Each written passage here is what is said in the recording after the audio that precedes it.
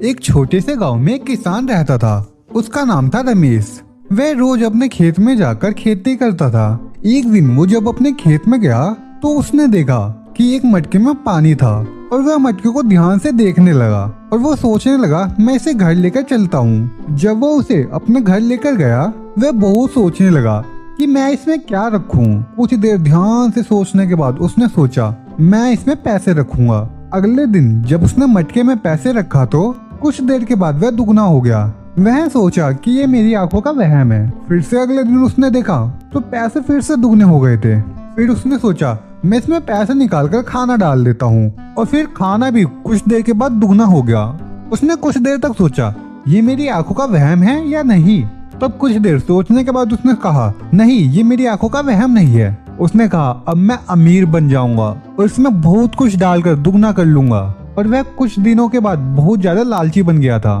वो उसमें सोने और पैसे डालकर दुगना कर लेता है। और एक दिन वो सो रहा था, तब उसने सपने में देखा कि उसका मटका टूट चुका है और वो फिर से गरीब बन गया।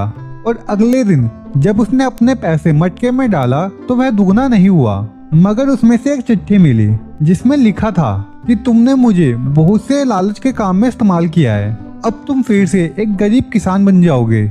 और वो ये बात सुनकर बहुत दुखी हो गया। तब उसने सोचा कि हमें कभी भी लालच नहीं करना चाहिए, और वो फिर से एक छोटा किसान बन गया और वो फिर से किसान की जिंदगी जीने लगा। दोस्तों, इस कहानी से हमें ये शिक्षा मिलती है कि हमें कभी भी लालच नहीं करना चाहिए। गरीब लकड़हारे की जादुई सोने की गाय।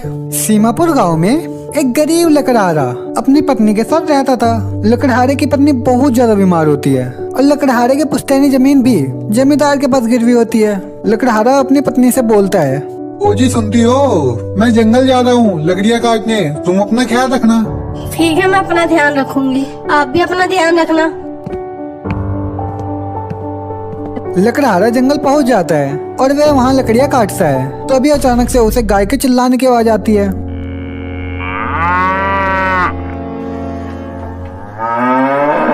तो वह कहता है, लगता है जंगल में कोई गाय मुसीबत में है और मुझे उसकी मदद करनी चाहिए। लेकिन यार, मैं अगर उसकी मदद करने गया तो मैं ज्यादा लकड़ियाँ नहीं काट पाऊंगा। खैर, कोई बात नहीं। लकड़हारा गाय के पास पहुंचता है जहाँ गाय बहुत घायल होती है और उसे काफी ज्यादा चोट लगी हुई होती है। ये गाय तो काफी ज्यादा जख्मी है, मुझे जल्दी इसका इलाज करना होगा वरना ये मर जाएगी। जिसके बाद वो गाय पे जड़ी बूटी लगा देता है। उसके बाद वो अपनी लकड़ी काटने के काम पे लग जाता है। ऐसे ही सुबह से शाम हो जाती है। वह लकड़ियाँ काटकर शाम को घर पहुंचता है। तभी उसकी पत्नी कहती है, आज आप जंगल से लकड़ियाँ बहुत कम लाए हैं। वो बात यह हुई कि जंगल में गाय मुसीबत में थी, बस उसी की मदद करने में समय लग गया। ऐसे कैसे काम चलेगा? तभी दोनों को बाहर से गाय की आवाज सुनाई देती है और वह दोनों बाहर जाते हैं। यह क्या है जी? ये गाय कहाँ से आ गई? हम दोनों के लिए खाना खाने के लिए कम है, अब हम इस गाय को क्या खिलाएंगे? लगता है ये गाय मेरे पीछे पीछे यहाँ तक आ गई। वैसे तुम कहती तो ठीक ही हो, लेकिन जब ये गाय यहाँ तक आई गई है तो देखते हैं, कुछ ना कुछ तो हो ही जाएगा। भगवान पर भरोसा रखते हैं। जिसके बाद पति पत्नी कुछ खाना गाय को भी दे देते हैं और वह भी कुछ खाना खा के सो जाते हैं। अगली सुबह ये गाय तो दूध भी देती होगी, एक काम कीजिए, जाके दूध निकाल लीजिए। ठीक कहती हो, अभी जाकर थोड़ा दूध लेकर आता हूँ। जैसे ही लकड़हारा गाय के थन से दूध निकालता है तो गाय का दूध एकदम चमक रहा होता है, बिल्कुल सोने की तरह। तभी वह अपनी पत्नी से कहता है, यह देखो, इस गाय ने कितना चमकदार दूध दिया है। ए जी, ये दूध नहीं बल्कि सोना है। ये गाय कोई साधारण गाय नहीं है, बल्कि जादुई गाय है। जिसके बाद पति पत्नी गाय के सामने जाते हैं और वह उसे अपनी गरीबी के बारे में बताते हैं और उससे मदद मांगते हैं। तभी जादुई गाय सोने के गोबर कर देती है और वह दोनों हाथ जोड़ के गाय का शुक्रिया अदा करते हैं। अब हमारे पास इतना सोना है कि हम इस सोने को बेचकर तुम्हारा इलाज करवा सकते हैं। ठीक है, कल सुबह हम अस्पताल जाएंगे। जिसके बाद वह दोनों अस्पताल जाते हैं और वहाँ पे लकड़हारे की पत्नी का इलाज बहुत अच्छे से करवाते हैं और वह बिल्कुल ठीक हो जाती है। जिसके बाद लकड़हारा और उसकी पत्नी अपने पुरखों की जमीन जमींदार से छुड़ा लेते हैं और फिर वह जादुई गाय के पास आके उसके शुक्रिया अदा करते हैं। अब जब भी लकड़हारे को किसी भी चीज की जरूरत होती है तो वो जादुई गाय उन्हें सोने का गोबर और दूध देकर उनकी मदद कर देती है और अब वह सब एक दूसरे के साथ खुशी खुशी रहने लगते हैं। पिंकी के चश्मे से एक तेज रोशनी निकलती है, जिसके बाद उसके सास और पति जलने लगते हैं। आखिर क्यों?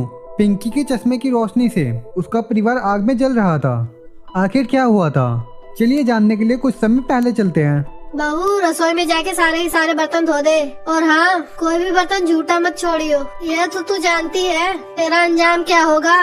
वैसे भी तू दिन भर पड़ी रहती है, मुफ्त की रोटियां तोड़ती है। जी माँ जी, अभी जाती हूँ। जिसके बाद पिंकी लड़खड़ाते हुए रसोई में जाती है। वह सारे बर्तन धो देती है। तभी उसके हाथ से एक गिलास नीचे गिर के टूट जाती है और वहाँ माया आ जाती है। अंधी कहेंगी, कुछ न कुछ घर का सामान तोड़ती ही रहती है। तू अंधी नहीं, हमारे सर पर बोझ हो गई है। तेरा रोज का काम है। रुक, मैं अभी तुझे बताती हूँ। माया गुस्से में अपनी बहू को खूब मारती है। जिसके बाद बेचारी पिंकी रोते हुए अपने कमरे में चली जाती है। ऐसे ही रात हो जाती है। तभी पिंकी का पति अपने कमरे में आता है और उसके घाव के निशान देखता है और कहता है, आज भी तुमने कुछ न कुछ तोड़फोड़ मचाई होगी, जिसकी सजा माँ ने तुम्हें दी होगी। यह तो रोज रोज का हो गया है। जिसके बाद विजय वहाँ से चला जाता है और जाकर अपनी माँ को कहता है, माँ, मैंने आपसे कहा था कि मुझे इससे शादी नहीं करनी है। मैं लीना से प्यार करता हूँ। इसे कैसे भी करके घर से बाहर निकालो।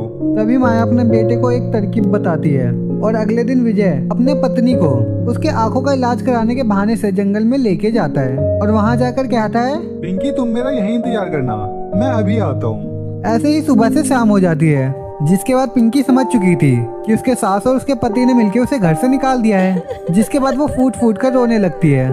तभी वहाँ पे एक बूढ़ा व्यक्ति आता है और कहता है, बेटी, मुझे कुछ खाने को दे दो, मैंने 2 दिन से कुछ नहीं खाया है। तभी पिंकी रोते हुए अपने बैग से 2 बिस्किट निकालती है और कहती है, बाबा मेरे पास बस यही है और मैं इस सुनसान जंगल में अकेली हूँ। मैं आपकी बस इतनी ही मदद कर सकती हूँ। और हाँ, आप यहाँ आकर खुद ही ले लीजिए, क्योंकि मैं देख नहीं सकती। तभी वह बाबा एक देवता में बदल जाता है और कहता है, बेटी, मैं तुमसे बहुत प्रसन्न हुआ। मैं तुम्हारी नेकी और दरिया दिली को देखकर कुछ देना चाहता हूँ। बोलो तुम्हें क्या चाहिए। आप कौन है?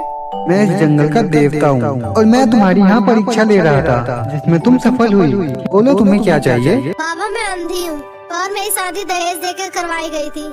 जिसके बाद मेरी सास और मेरे पति ने मेरे ऊपर बहुत जुल्म किया और मुझे जंगल में लाके छोड़ दिया। कुछ ऐसा कीजिए जो मैं फिर से देख पाऊँ। ठीक है बेटी, मैं तुम्हें जादुई चश्मे देता हूँ, जिसे पहनने के बाद तुम्हें दिखने लगेगा। यह बोलकर देवता गायब हो जाता है और जैसे ही पिंकी उस चश्मे को पहनती है, उसके बाद उसे सब कुछ दिखाई देने लगता है। फिर वह वहाँ से घर जाती है जहाँ उसके पति ने दूसरी शादी कर रखी थी। तू वापस कैसे आ गई? तुझे तो जंगल में छोड़ दिया था।